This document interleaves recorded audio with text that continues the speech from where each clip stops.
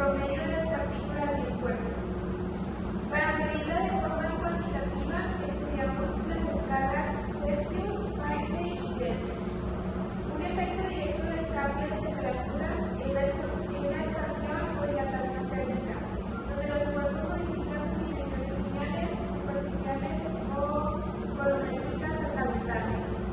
Posteriormente, definimos formalmente el calor como la energía en tránsito debido a una diferencia de temperaturas, introduciendo el equivalente mecánico del calor en las unidades de medida como la caloría y el derivado de esto, analizamos el calor específico, que es la cantidad de calor necesaria para elevar la temperatura de una unidad de masa de una sustancia de un grado y el calor local, que es la energía requerida para una sustancia cambie de fase como la evaporación o la fusión, sin variar su temperatura.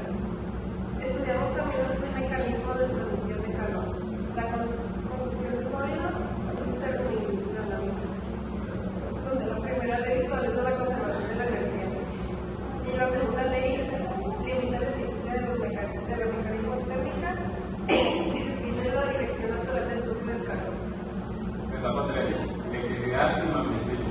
En la etapa 3 aborda la electricidad del magnetismo. Iniciamos con los antecedentes históricos y el estudio de la carga eléctrica, analizando el comportamiento de los materiales conductores, aislantes y semiconductores, así como los métodos para la electrificación de un cuerpo y la medición de la carga. La ley fundamental aquí es la ley de Coulomb, que cuantifica de forma matemática la fuerza de atracción o repulsión entre dos cargas puntuales, la cual es directamente proporcional al producto de las cargas e inversamente proporcional al cuadrado de la distancia que las separa. Esta interacción da origen al campo eléctrico, que es la región del espacio que rodea a una carga eléctrica donde se manifiestan las fuerzas eléctricas. Ligado a esto, estudiamos la energía potencial eléctrica y la diferencia del potencial eléctrico o voltaje. Cuando las cargas eléctricas se ponen en movimiento ordenado a través de un conductor, dan origen a la corriente eléctrica, distinguiendo entre corriente alterna y corriente directa.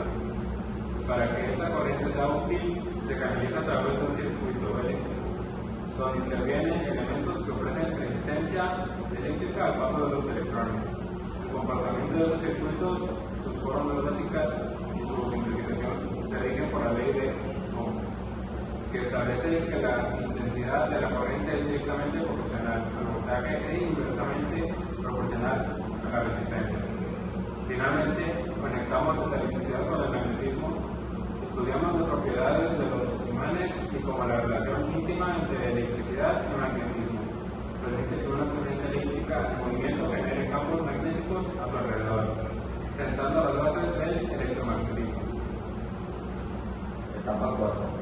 Oscilaciones, ondas, sonido y óptica.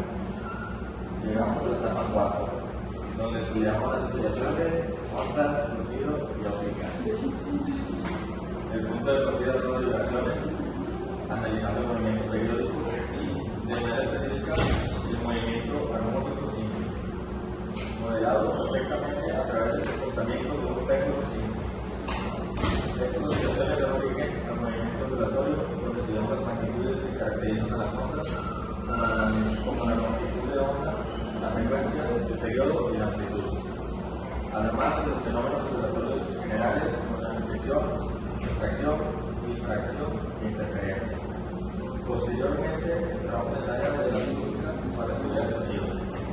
Analizamos su velocidad de propagación en diferentes medios, sus características fundamentales como el tono, el timbre y la densidad, y el efecto Doppler, que es el cambio aparente en la frecuencia de una onda sonora cuando existe un efecto relativo entre la fuente emisora y el observador. Por último, cerramos con la óptica, enfocándonos en la naturaleza de la luz y su velocidad de propagación. Estudiamos el espectro electromagnético y la estrecha franja que constituye el espectro visible para el ojo humano. Concluimos analizando detalladamente cómo se comporta la luz al interactuar con la materia a través de la detección de la luz en espejos planos y estrellas.